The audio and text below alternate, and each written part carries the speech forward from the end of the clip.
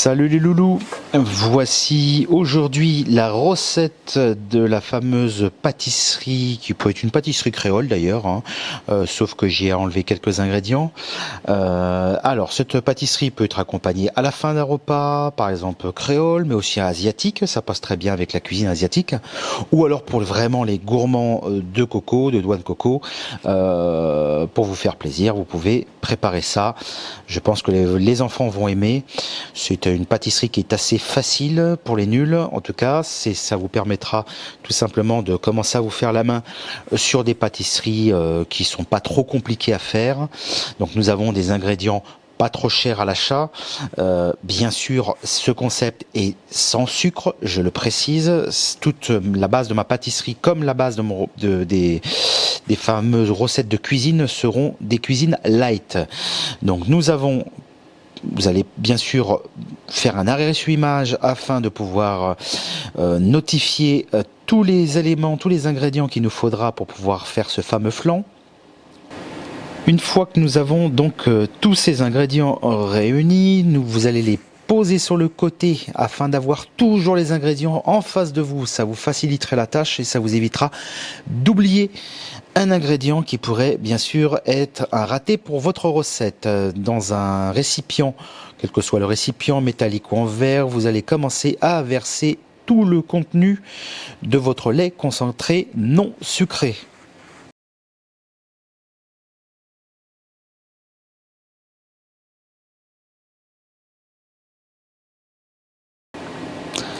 Une fois que le lait est versé, vous allez commencer à mettre la sucralose pour remplacer donc ce fameux sucre que l'on n'a pas sur ce lait concentré. N'oubliez pas que la sucralose sucre très vite. C'est un sucre à 0 calories qui a un pouvoir sucrant assez rapide. Donc mettez un bon jet, mais n'en mettez pas trop non plus. Vous risquez d'avoir des surprises. La crème de coco, versez l'équivalent de 3-4 cuillères. Alors 2 cuillères à café. Enfin, 4 cuillères à café ou 2 grandes cuillères à soupe. C'est pas la peine de mettre tout le pot de lait de crème de coco. Hein. C'est pas le but, c'est de faire un flan qui a un goût de coco et pas une noix de coco entière dans le flan. Rajoutez les 3 œufs que vous allez casser en vérifiant de ne pas laisser de coquilles dans le récipient. Ça serait sympa pour les invités.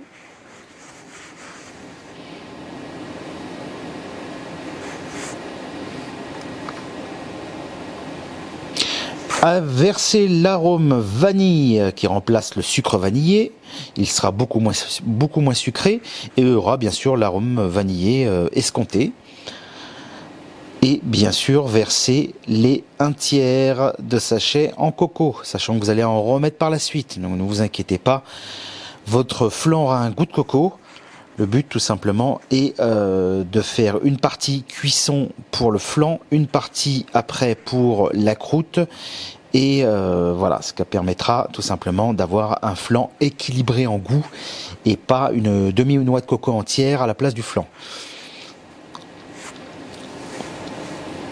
Une fois que tous les ingrédients sont réunis dans votre fameux récipient, vous allez prendre un batteur manuel ou un batteur électrique. En tout cas, pour cette recette, je vous le conseille d'avoir un batteur électrique, sachant que vous allez faire vos futurs gâteaux d'après mes recettes.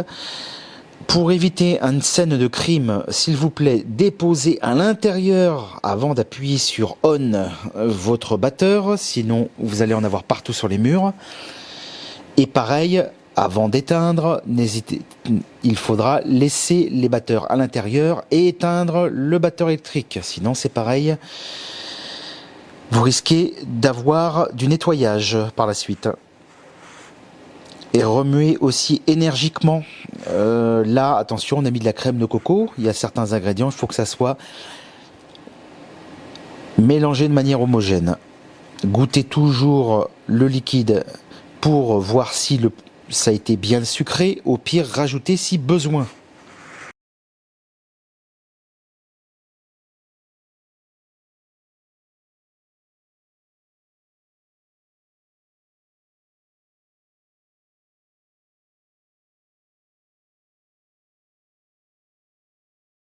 Vous allez donc mettre votre fameux récipient en verre ou en pyrex ou alors métallique pour la cuisson et vous versez le contenu à l'intérieur. Donc j'ai pris ce récipient qui est assez plat et carré pour pouvoir découper les parts de flan.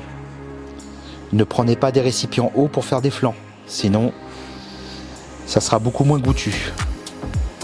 Une fois que nous avons la cuisson en four, au bout de 10 minutes, quand ça commence à cuire, alors j'ai fait une cuisson par le bas exprès pour commencer à préparer la pâte, et je suis au début de ma cuisson vers le haut. J'essaie de faire en sorte que le flan commence à se figer, c'est-à-dire que les œufs, l'action des œufs ont figé le flan pour que je puisse rajouter du coco dessus. Pourquoi? Parce que le coco va favoriser une petite cuisson légère sur le dessus et vous donner un bon goût de coco diffusé, cuit, déjà pré-cuit.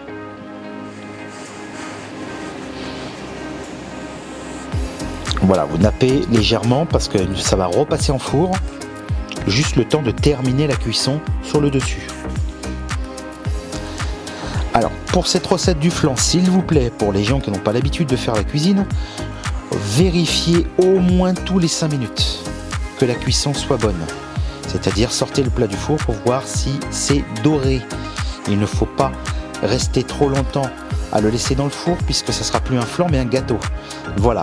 Ça, c'est la cuisson parfaite, c'est-à-dire que c'est doré avec bien sûr quelques petites taches noires comme on peut l'avoir sur des flans, mais l'intérieur reste du flan. Je vous remercie en tout cas pour cette recette et n'oubliez pas de vous abonner s'il vous plaît.